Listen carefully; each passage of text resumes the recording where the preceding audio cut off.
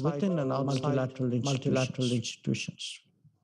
Both India and France prefer collective, consultative, and inclusive approaches over unilateral initiatives. The India-France International Solar Alliance, which now has nearly 100 members, is an example. Whether it is climate change, disaster resilient infrastructure, conservation of forests, illegal fishing, or ban on single-use plastic, our two countries have always reached out to each other to create a participative global movement. Coming from two different parts of the world, with our own development journey, and with the capacity to mobilize participation around initiatives. India and France can do much together. By working with third parties and focused groupings, they promote plurilateralism that is so reflective of our times. Along with that, they strengthen multilateralism and together to stable multipolar order. The third priority is in the digital domain. Digital technology will be an important determinant of our sovereignty, leadership, competitiveness, and international in this century. Our two countries have advanced skills and technology, a high level of complementarity, similar thinking on creating a sovereign ecosystem, and convergent views data standards and security. Above all, we have the vital ingredients of trust and democratic values. India is already the third largest startup ecosystem in the world, and a leader in public digital infrastructure. It offers scale and sophistication that can create productive partnerships for the next generation digital and telecommunication capabilities and standards. Our mutual trust also opens vast opportunities for cooperation in cybersecurity. And together, we can also extend India's transformative views of the digital infrastructure to change lives of our people and support inclusive development elsewhere. A fourth area is the economy. A multipolar world order, a multipolar economic order. The pandemic has laid the concentration in international trade. Supply chains have become tools of political coercion. The prospect of technology decoupling look real even if they are in limited sectors. Therefore, building resilient and safe supply chains have become a national priority around the world, and a key area of focus in international relations.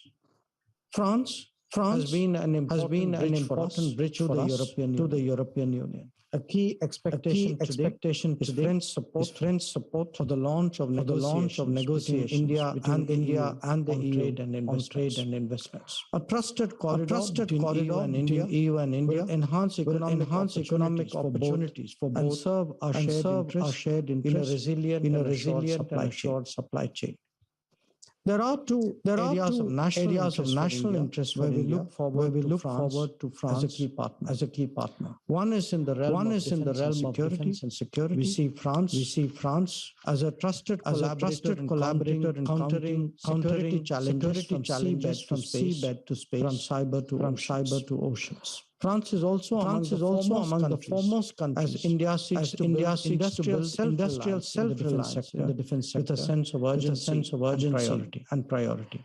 In this, we draw inspiration from the national self-sufficiency France has itself built. Naturally, given the history of our defense partnership, we are exploring ambitious ideas for collaborative ventures in India. This will support our common interests in the Indo-Pacific region as well. The other area is the transformation of our industrial sector. Like France, India too saw the erosion of its industrial base. And like France, we are determined to restore it, especially with emphasis on the industries of the future. The Indian economy is experiencing a strong rebound with a growth of 9.2%. rapid expansion of infrastructure is being accompanied by sustained reforms in the business environment, and attractive production-linked incentives in 13 sectors. The political comfort and trust in our relationship adds to the attractiveness of India for French businesses. To sum up, therefore, the agenda of our partnership is truly extensive. So whether it is India's own national transformation agenda, or the future of the Indo-Pacific region and its maritime commons, the advancement of plurilateralism, or the reform of multilateralism, or indeed addressing global challenges, we count on France as amongst our most important partners. Over the past two years, despite the constraints of the pandemic, we have maintained intense and wide-ranging bilateral engagement. It is not difficult for either of us to enter new territories of cooperation because trust and transparency, the comfort of consistency in our relations, and the belief in independent thinking and action. I'm confident that as we both go forward, this partnership will be a strong asset for our countries and the global order that we both wish to see. Thank you for your attention. I look forward to the discussion.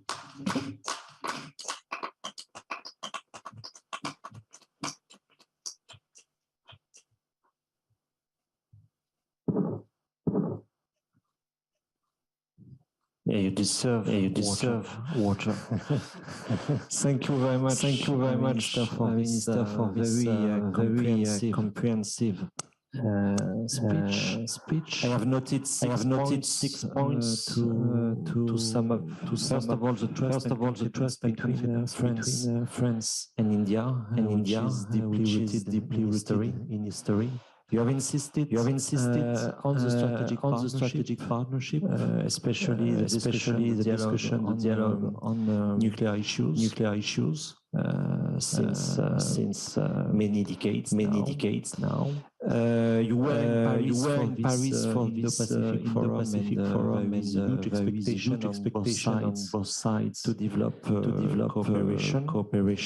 There is this importance you underline for the reform of multilateralism. There is a very important interesting point about your expectation in terms of technologies and the fact that we entered the digital age with huge opportunity to cooperate between both countries. And you have finished by presenting France as a bridge for India towards the EU, and it's a point certainly on which we will be back on the discussion. Let me start with two questions, if I may, before giving the floor to Sylvie. And I see also in the discussion that there are some questions on this issue. You are in Paris, and in Paris in last September. There was very strong reaction to a decision taken between Washington, between the US, Australia, and the UK to create the so-called AUKUS. There are some consequences for France, as anyone knows. But given the importance you have underlined for the strategic relations between France and India, I would be curious to know what was your reaction regarding AUKUS, and to what extent, in your views, AUKUS contributes to a better stability in the Indo-Pacific region.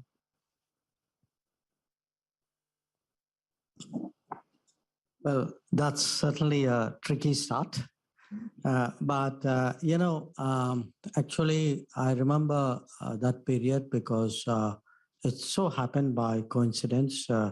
I just had a visit from the Australian Foreign Minister, and then I went to the UN General Assembly, and my first meeting was with Minister Le Drian. So in a sense, I sort of accidentally walked into this matter. And, honestly, it's a very difficult issue for non-participants to have a view, because I've read, like anybody interested in the matter, what the Australians said, what was said by the French leadership as well. So for us, what is important is that democratic countries which share the values and interests that we do ourselves, that we would like, obviously, to see a sort of a cooperative spirit and an ability to work together among them. So it's for completely understandable reasons, and it's in diplomacy. One of the first things you learn, or you should learn, is to be very careful about articulating opinions on matters on which you don't necessarily have a inside view. So AUKUS, I think, would fall very much in that category. What I can certainly say is, from an Indian perspective, we do value our relationship. With France, it goes without saying. That is the subject of my lecture. But equally with the US and with Australia, because they are Quad partners for us today. So my second question is partly in line with the first one, but only partly. You started your presentation by explaining that all of us face multiple crises, and that there is an ongoing crisis right now in Europe. Obviously, I think you were thinking about Ukraine. The French diplomacy was very active in the crisis between Russia and Ukraine. And also the French diplomacy was active to defend the principle of freedom of navigation in China Sea.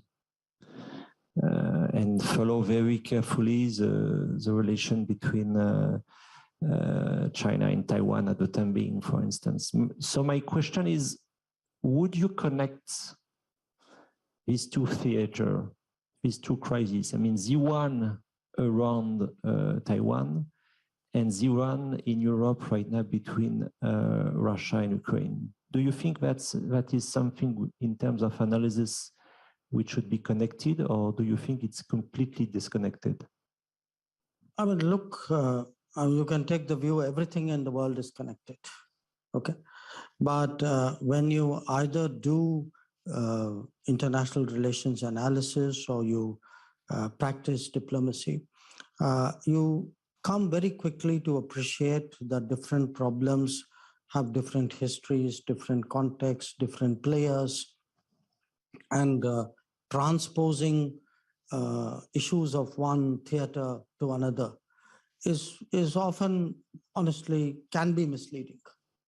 As someone, say, at the moment, as a country in the Indo-Pacific, for us, the problems in the Indo-Pacific are quite unique. And in fact, today we had this Indo-Pacific Ministerial Forum, and I was among the speakers who spoke at the plenary, but then we had a discussion. And a point which I made particularly to the European ministers who were present, I said, you must be very conscious of the fact the Indo-Pacific is not Europe. It sounds very obvious, but when you hear people's remarks, I'll give you some examples. I mean, Europe, for example, has settled boundaries. There are very serious territorial disputes still there in Asia. Europe has a regional architecture, however imperfect it may be. That is not the case with Asia. Europe, the global commons around Europe is really not a subject for stress in the manner in which it is in Asia. So I think I completely get it. The world is globalized. There are, common patterns. But once you get into serious analysis, you're making judgments, you're formulating policy conclusions. I think it's very important to be quite specific about it, because there are interests at play in every region. And at the end of the day, policies are some kind of balance between beliefs and interests. So that's why the transposition, quite honestly, leaves me uncomfortable. Before moving to Syria, it would be interesting to know if we try to be specific, how would you analyze the situation around Taiwan, and how would you analyze the situation around Ukraine? Well, as I said, both are products of very complex histories of that, particular region. In the case of Ukraine, a lot of it derives from the post-Soviet politics, the expansion of NATO, the dynamics between Russia and Europe and Russia and the West broadly. So those would all be the variables in that. In the case of Taiwan, I think it's a product of what happened in Chinese history and what happened in the way, the Cold War and other developments played out in Asia. And, if you look at the history of the last 75 years, I think history has taken a very, very different turn in Europe and a very different turn in Asia. And particularly after 92, for example, a lot of issues, you had the expansion of the European Union. You had, of course, the unification of Germany. You had the expansion of the European Union. And then Europe went on a certain course. Now, you haven't seen, it wasn't that the Cold War, end of the Cold War automatically translated into similar outcomes in Asia. What has really shaped Asia has been much more the autonomous economic growth of Asia, initially of Korea and Taiwan, then of the ASEAN, then of China, and then followed by India. So, again, as I said, look, in international relations, one has to be very careful. If there is one thing the world is not flat. I know it's a great book title and a wonderful one-liner, but if you're actually going to be into serious policy making, that's a very facile assumption. Sylvie. Thank you very much. I'm going to take you to Myanmar, where we have a very tragic situation, more than 1 year after the coup, an enormous number of people in jail, among them Aung San Suu Kyi. Where does India stand on this problem? How can you help to find a solution? How do you judge the role of ASEAN, which took this rare initiative of, keeping the junta out of their summit, but then had the Cambodian leader Hun Sen visiting Myanmar? What prospects for improvement do you see, and what role do you think you can play? Well, I think the starting point for the answer would be to remind you of the obvious, which is that in our region, India is not just the biggest democracy. In a way, it's the most well-established democracy. And it's a democracy which has always been supportive of democratic forces. Not today, over a period of time. I mean, you look at each one of our neighbors, whenever there have been political forces who have tried to assert their democratic rights and interests, there's a natural sympathy for that in India.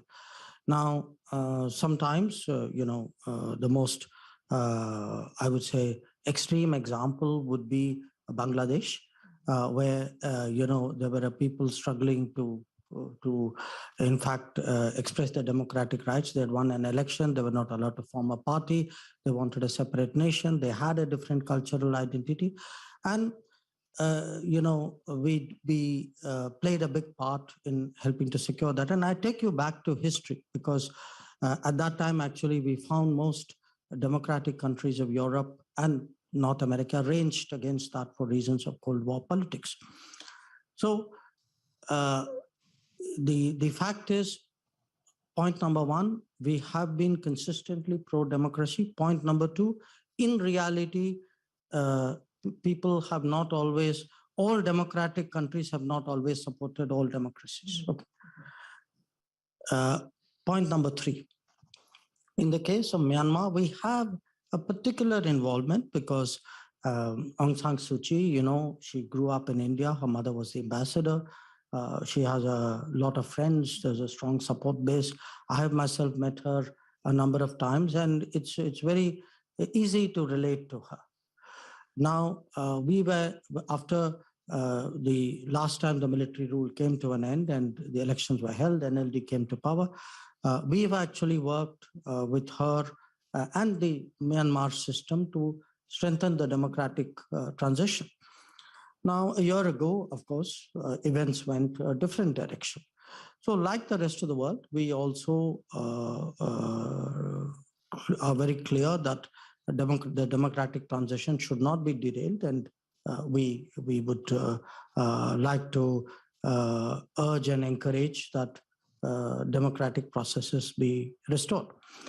Now, here's the challenge that we face as a neighboring country. One, we share a land border. It's a very complex land border. There are insurgents operating in that land border. And we have to work per force with the security forces of Myanmar to ensure that their borders and our borders are kept under control. Now, we have seen that in the last year, as they have been otherwise preoccupied, there's been a degradation in that, and we've had some serious issues on our border, including actually an ambush which killed a very senior commanding officer of our security forces and his family. So I have a security problem on that border. Secondly, I have a COVID problem on that border because Myanmar is not a well-vaccinated country to the extent they are vaccinated. And by the way, we were one of the countries which gave them vaccines very early on. It didn't travel to the remote areas. So we actually have a concern that the border areas are not vaccinated and that COVID there can spread to India.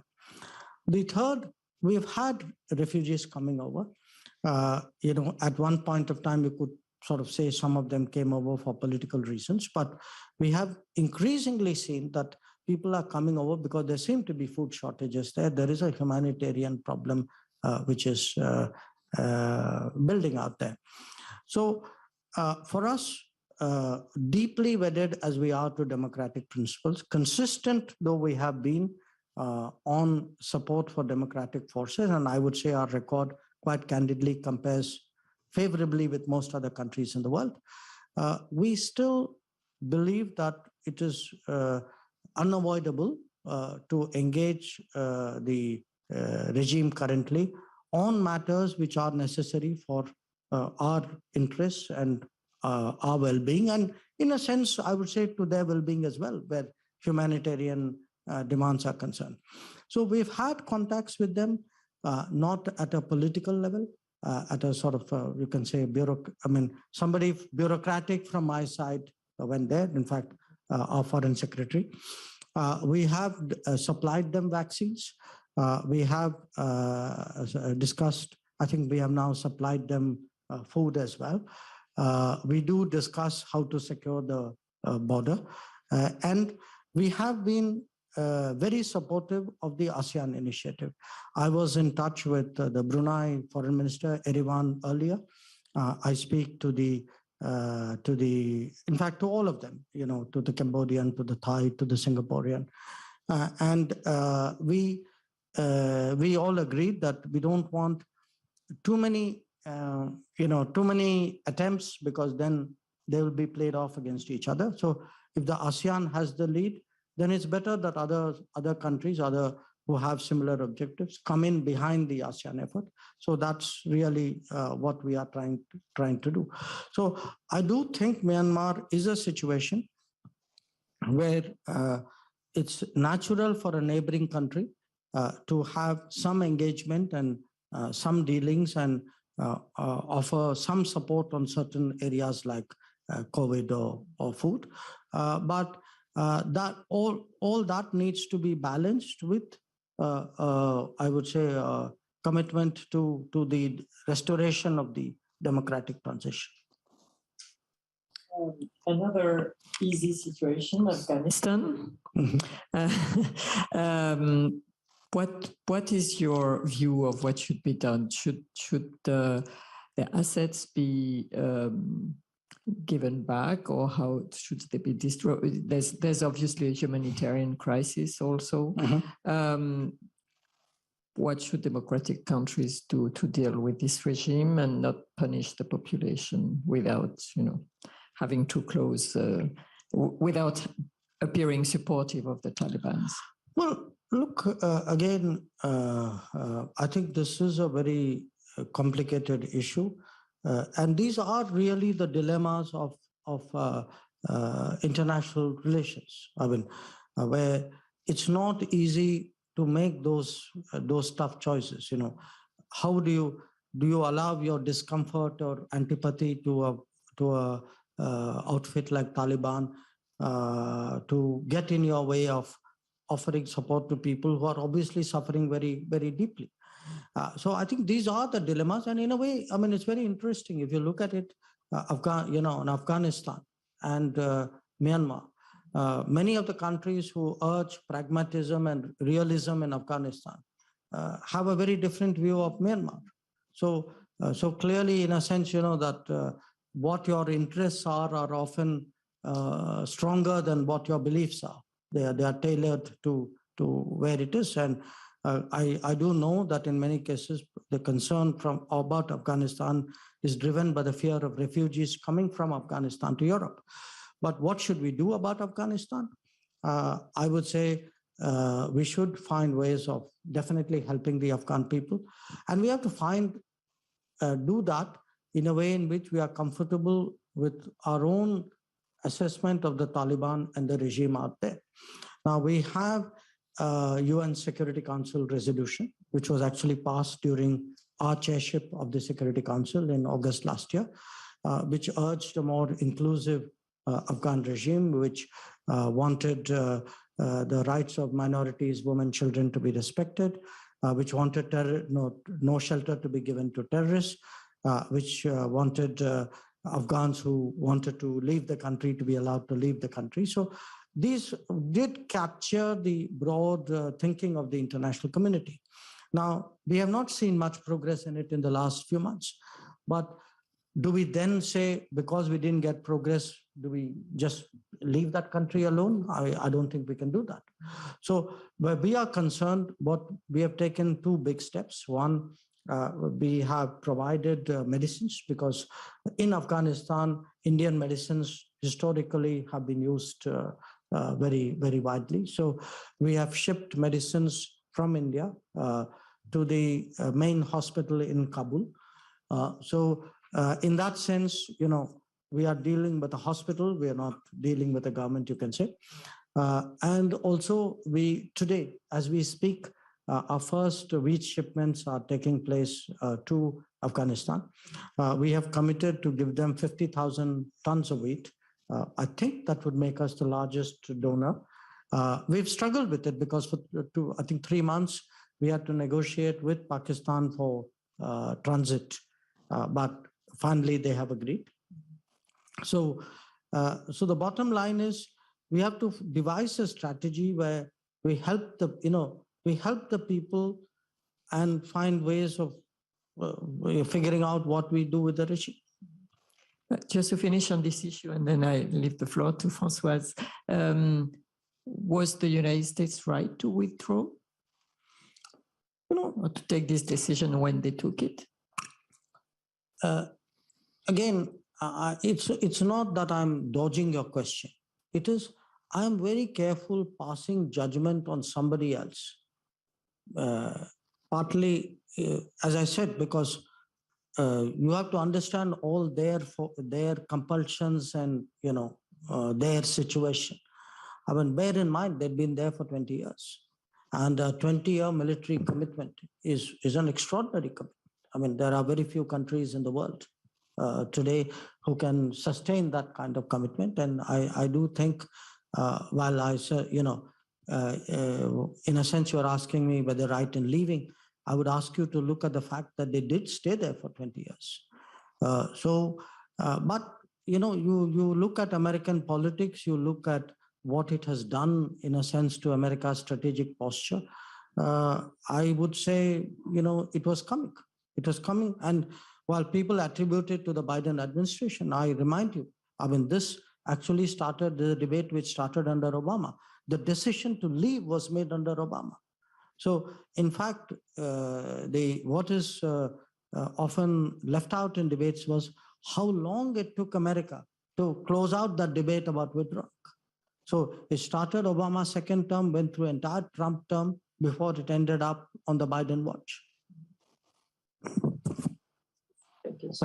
Just before to give you the floor, just to explain the rules for the third part, after your questions and your answer, Minister, I will ask Isabelle Saint-Mézard, David Camroux, and Jean-Luc Racine to raise their respective questions. Françoise, that's your turn. Thank you, Thomas. So, Mr. Minister, I won't force you to provide assessments about other people's actions. Judgments. Or judgments. Judgments. Yeah. So I will ask you about India's foreign policy. So my first question is about the Quad. Mm-hmm. The Quad has changed substantially ever since it came into existence. And you participated very recently, I think, to a summit down under. And so my question is a very simple one. What is exactly the significance of the Quad from India's perspective? And what is India getting at by participating in this group? You've come to the right person in asking this question. And there's a reason why I'm telling you this. See, the origins of the Quad actually go back to 2004. We had this tsunami then, and the Quad countries actually coordinated. At that time, we also, by the way, had the European Union there, which had a naval presence in India at that point of time. And we actually coordinated our response to the tsunami. And we discovered at that time that coordination made a big difference because it enabled us to back each other up and get relief and support across to people in a much more effective way than had we gone it alone. Now, after 2004, I think the idea, the experience was a good one, so people kind of mulled over it. Then in 2007, Prime Minister Abe, who had just become Prime Minister then first time, he proposed saying, look, why don't we look at it in terms of something more regular and recurring? So there was an official meeting, but I think there wasn't enough of a buy-in. There was no, perhaps people didn't see that much of a value in it in 2007. So really from 2007 to 2017, it wasn't there. Okay. Then we picked up again 10 years later in 2017, first at the foreign ministers level. Actually foreign secretaries level, like the Secretary General's level, you can say. Then 2019, 2 years later, it got elevated to the foreign ministers level, and 2 years later to the leaders level. Now, what did we see in it, and what is in it for India? I think what is in it from India is exactly what we first saw in it in 2004, which is if there are global challenges, even regional challenges, and it is of an nature that one country cannot handle it by itself. And there are 4 countries who are comfortable with each other, who by working with each other can actually kind of take it to x to the power 4. You actually get very much better results. So in a sense, I would say it's like a kind of a global good organization, because we did see genuine global challenges out there, and I'll give you some examples of that. So the thinking behind Quad was that, four of us comfortable with each other, strong bilateral relations. And in a sense, three of them, the US actually has treaties with Japan and Australia.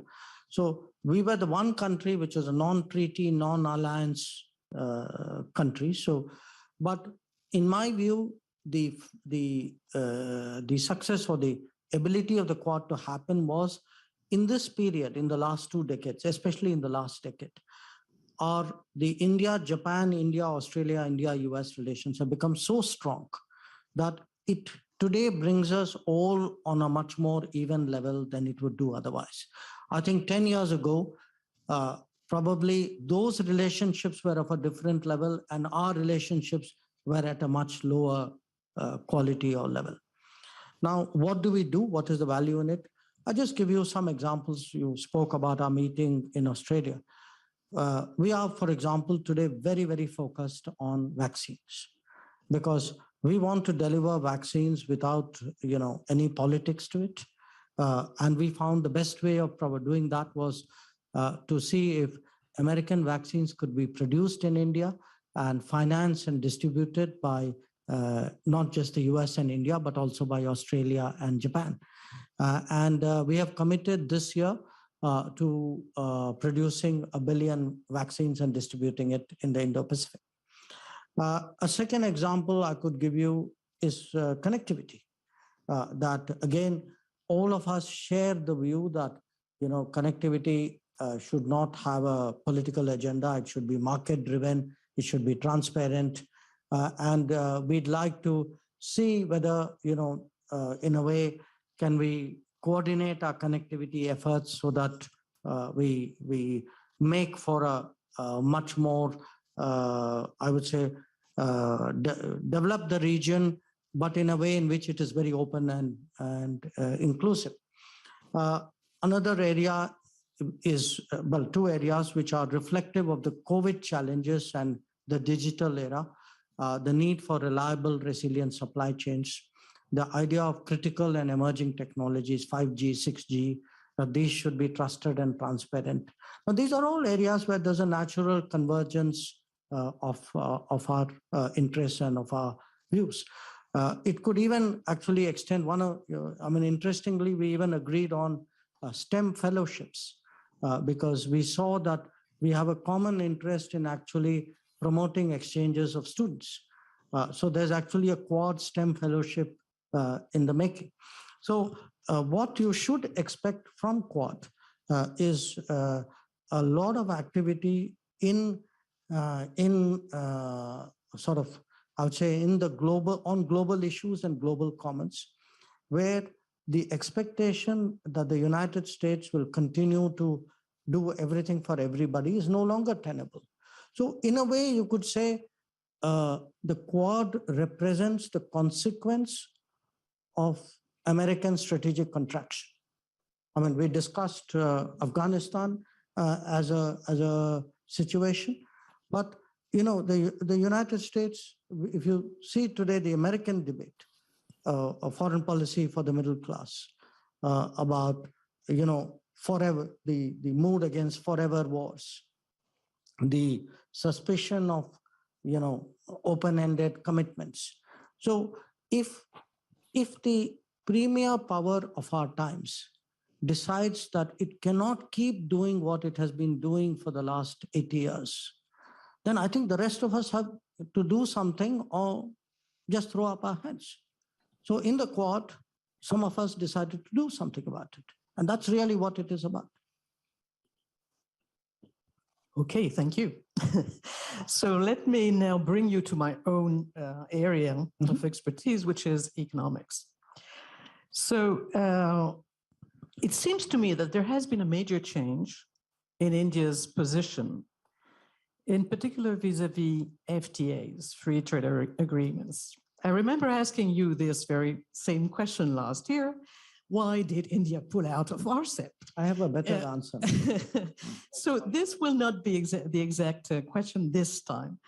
No, I remember that you said that India had a commitment to free trade, et cetera, et cetera. Okay, but what we saw at the time was that India was not particularly active with FTAs. India had pulled out of the RCEP negotiation. The EU-India negotiation was stalled. Not due to us. And and you said this is feet dragging on the EU side, et cetera, et cetera. Okay. I still say that. Okay, fine. So I knew that you would say so.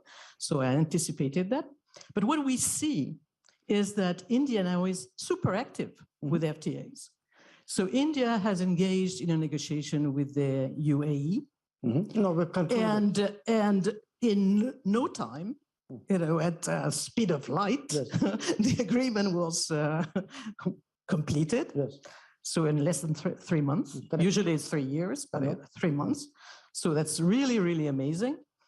India also engaged in a negotiation with Australia, and so it's about to actually sign an early harvest agreement with Australia.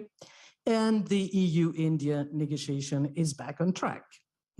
So my question is, what has changed? What is the factor that made you change your mind? Because I still think that India was a little bit passive or reluctant to engage in FTA negotiations until early last year. Well, I'd put it this way. First of all, I don't think RCEP was a representative sample of our overall foreign trade thinking.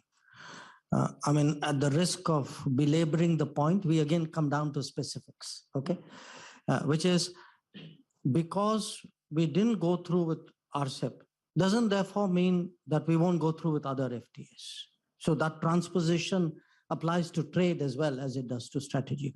We had, quite honestly, very specific concerns about the RCEP, and those we were very open in the concluding phases of the RCEP with our other negotiating partners. And we made it very clear that if we had to go forward, they had to find some way of addressing those concerns, and they couldn't. Now, it happens in life. From our point of view, that's done and dusted, okay? Now, when we looked at the rest of the world, we've actually, frankly, have been, I can tell you from personal experience, we've been talking the BTIA, which is the European FTA, from 2015. I've been in the room since, from 2015 when Prime Minister Modi raised it with his counterparts in Brussels. There was, at that time, I would say maybe Brussels was preoccupied with other negotiations they were running. So everybody, again, prioritizes things in life. So that was the way it was. So we did finally get a change of position on the part of EU at the Porto summit last May and during the Portuguese presidency. And, of course, I give a lot of credit to all the 27 leaders, but I think the Portuguese presidency also made a huge effort to see that we could get that done. So the leaders actually then gave kind of fresh instructions to the system saying, look, why don't you people go back to the negotiating table? And since then, there's been some activity, despite COVID has been a bit of an obstacle, but we've carried on. In the meanwhile, actually, UAE came up. And again, I want to tell you there's a reason why UAE came up, because what the COVID did in a way was during the Gulf generally, UAE specifically, is enormously reliant on us for very basic supplies. A lot of the food, the meat, the vegetables, all of that comes from India. And they realized during the COVID that we had gone the extra mile to, even during our lockdown, and ensuring that those supply lines chains were kept open. I think coming out of the COVID, there was a sharper realization of the value of this relationship and of the, I would say, the need for stability and predictability in this relationship. So the good experiences during the stress time of COVID kind of created a tailwind for the rapid movement with the UAE. We, by the way, also have decided, and in fact, negotiations have started to do an FTA with Israel. That has a I mean, Israel. There's a lot of innovation. There's a lot of technology out there. Unrelated point, just so that I flag it for your attention and those of your listeners. We have a grouping, by the way, which we started last year of US, India, Israel, and UAE. So that's a sort of a grouping in the making with a strong economic focus, but that's in brackets for your information. Another country with which we have moved forward is UK. So the UK has shown a lot of interest, and I think we've had some very strong negotiating sessions. So, an FTA is never done till it's done, and we know that by hard experience. So I'm not predicting when it's done, but definitely I can, say, compared to the last time when you asked me the question and I said, don't take it as a closed position on FTAs and foreign trade. I think I can assert that with a little bit more validity a year from then. Thank you. Thank you, Minister. I will now turn to the listeners by starting with Isabelle Saint-Mézard, and we will gather the questions to give you the chance to respond and to respect the timing. So Isabelle Saint-Mézard, after that, David Camroux, Jean-Luc Racine, and Abhijit Chandari for the first round. We will see if you have time for a second one. So Isabelle, it's you now. All right. Thank you for giving me the opportunity to ask a question. My question is about the current crisis between India and China over the border.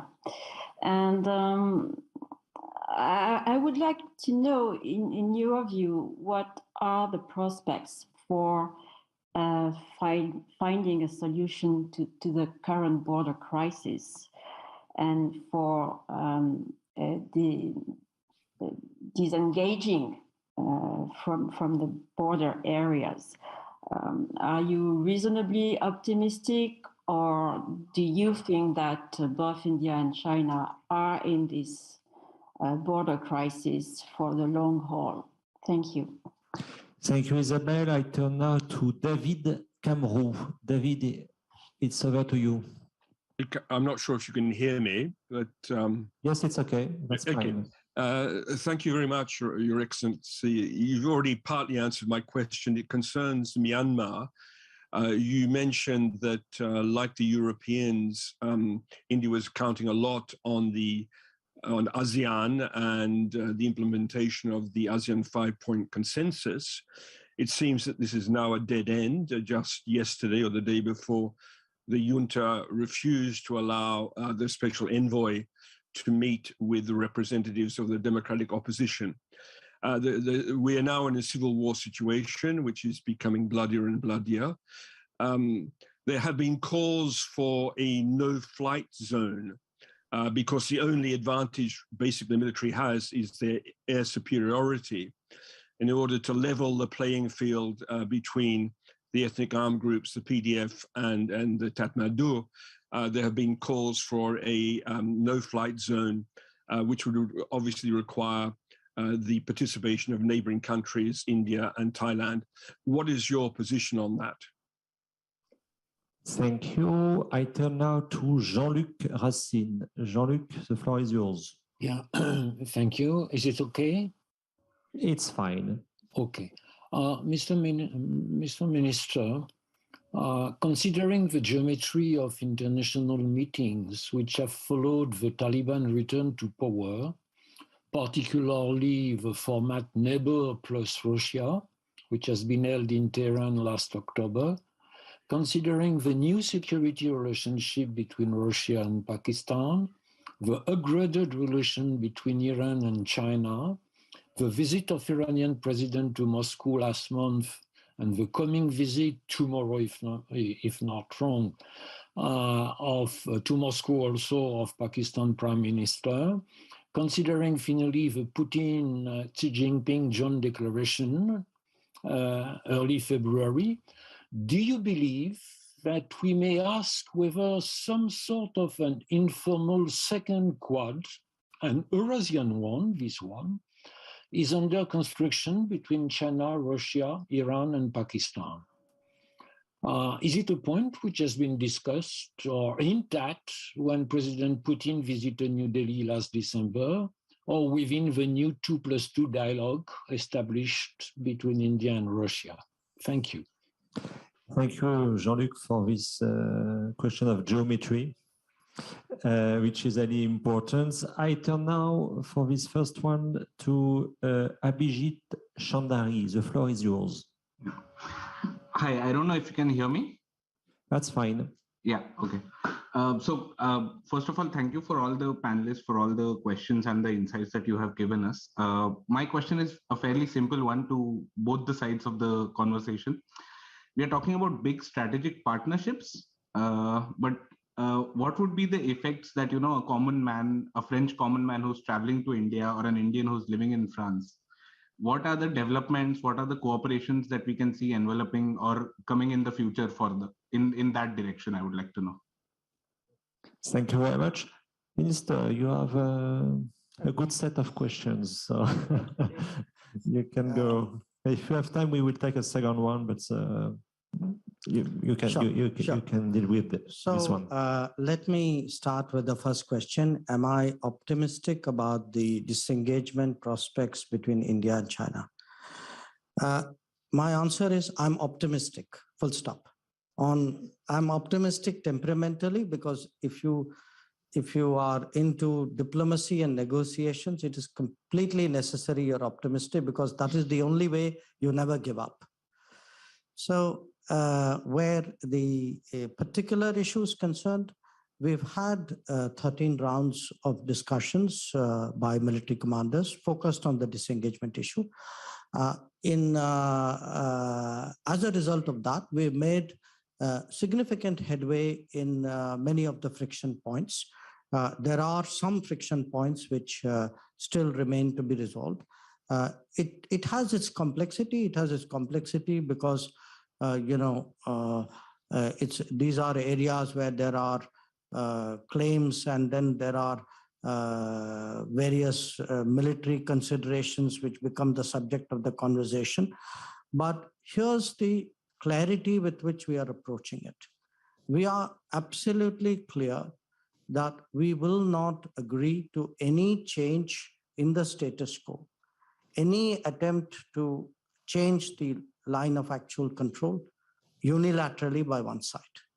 So however complex it is, however long it takes, however difficult it is, I think that clarity is what guides us. I would say, other than optimism, it's very important also to have perseverance. So believe me, I've got those qualities in reasonable measure, and my system has it in reasonable measure, which is more important. So we will carry on with this, and that disengagement is right now the goal, because it's only when disengagement happens that we can then start talking about de-escalation. Regarding the Myanmar question, I would say, honestly, I was quite perplexed by some of what you said, because you are sort of making some very sweeping assumptions there that things have reached a dead end, that, the ASEAN initiative, the special envoy, is not going to work. And I've not even heard anybody serious talk about concepts like no-fly zone. So again, I want to take some of my optimism, at least, into the Myanmar account as well. Look, difficult things happen in international relations. That's why you have diplomats, you have negotiators, you have people whose mission in life is to find ways of improving the international landscape.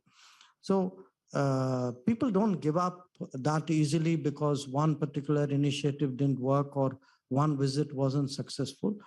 I know my ASEAN colleagues well. I know them personally. I know they are very strongly committed to seeing what, they will do everything they can to try and make headway in Myanmar. So I would urge you not to write off the efforts as confidently as your question would suggest.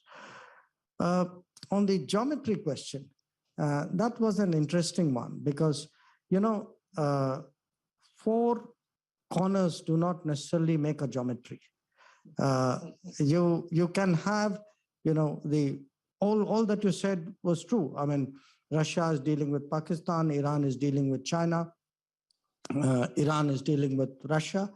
There was a China-Russia summit, all completely true. But, in a sense, what your question would suggest is like 1 + 1 + 1 + 1 is 1,111. So I would say it takes much more. And I say this out of experience, I've seen we were speaking earlier about the Quad. What does it take to put a Quad-like body together? It takes a lot of comfort. It takes a lot of systemic interaction. It takes strong leadership commitment. It's only when all those things are there that actually some kind of grouping, the geometry actually begins to form. And even in Quad, the reason the geometry didn't work earlier was because all those ingredients were not there. So I would, on geometry, say aggregating interactions does not automatically lead to a geometry. It takes something more. There is a further catalyst or a higher upgrade there that is required. And by the way, interestingly, with many of these countries, I'm now speaking for India, we are also discussing Afghanistan. So by some of your logic, even we could end up with a geography. And, if you add a fifth factor, what the geography could be called. So I would therefore sort of enter a note of caution there.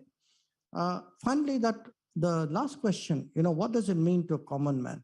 That's a really interesting question because it's something I'm working on to speak at some point of time to my own home audience, which is we discuss foreign policy, we discuss, strategy, geometry, how chemistry, transposition.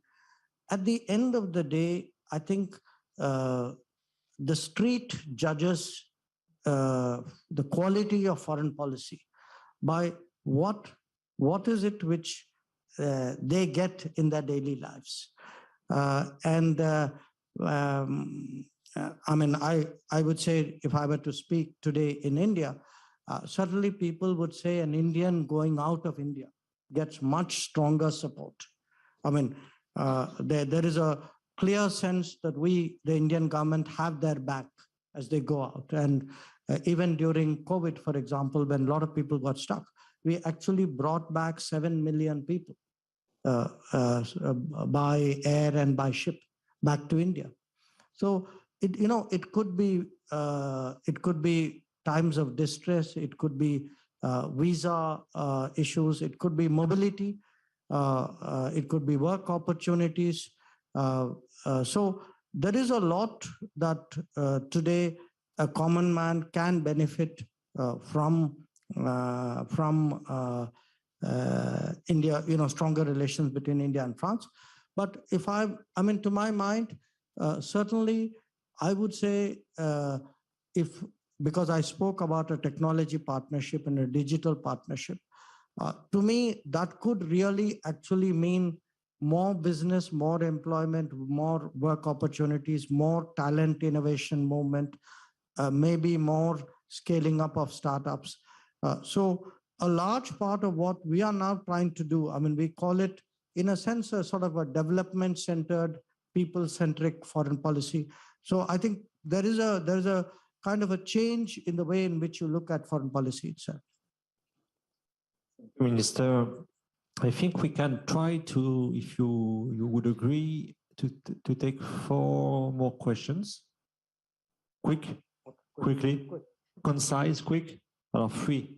If that's for the listeners, they are very disappointed. Okay, let's go for free. Jean-François Buron, Monica Michel, and Rajaram Mohan. So, Jean-François, the floor is yours, and you have understand there is a need to be short. Thank you very much. Thank you, Mr. Minister, for your presentation and answers. My question would be, how do you assess the terrorist risk India could face following the regime change in Afghanistan? Would you see a change in the way you assess the risks? I turn now to Rajaram Mohan, and after that to Mrs. Monica Michel. So Rajaram Mohan. Good evening, Minister. I don't know if you can hear me. That's fine. Okay. I just have a simple question. How you plan to enhance the role of Indian diaspora present in France to promote a better relationship between France and India? And last question, Madame la députée, the floor is yours. Thank you very much.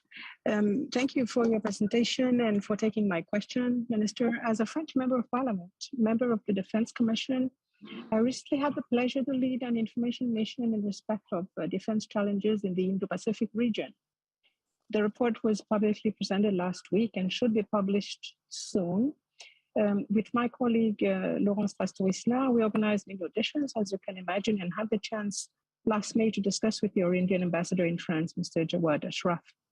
It was said that India is one of France's major partners in the region as a democracy that shares an inclusive vision of international relations. Indeed, France and India share common views and apply them through shared operation exercises in the nation. I have in mind such exercises as Varuna, Garuda, and Shakti. I would like, Minister, to understand how those exercises were assessed on the Indian side, and also have your vision on the evolution of our military relationship in the future. Sorry for this lengthy question. Thank you very much. So, Minister, you have 4 minutes. Yes. Okay. Look, very quickly on Afghanistan, I think I made the point earlier as well. The international community, not just India, the international community has concerns about the presence of foreign fighters in Afghanistan, about the presence of terrorist organizations. And I think a lot of countries are looking very carefully at what is happening in Afghanistan to see whether after the Taliban has started ruling, whether there's any change out there. And I think the jury is still out in terms of whether there is change or not. I don't think anybody has credibly advanced any information to suggest that there is an improvement. So the concern per se about Afghan soil being used, I think is still a very live concern. The second issue, diaspora.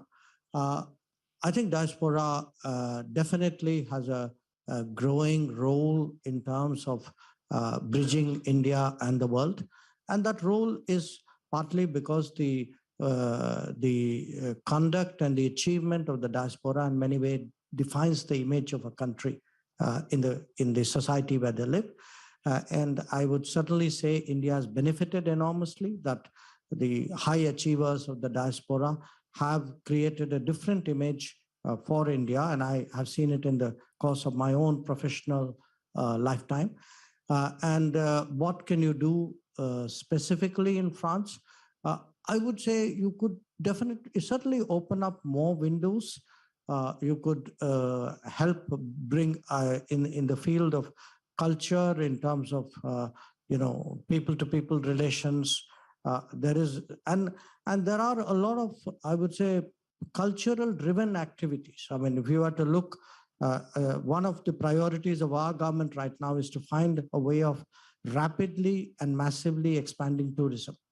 Now, that's a kind of area where certainly the presence of the diaspora, the role of the diaspora can make a difference. The third issue was the military, a kind of a report card on the military. Look, this has been a great area of cooperation between our two countries. over a long time, as I said, starting, I think, from 1953 or 54. But the defense side of our cooperation has been a real pillar of strength. And it's reflected, I mean, people tend to talk, when you talk defense, to talk of equipment. But there's much more to it. There is, a real strong defense relationship means exercises, means policy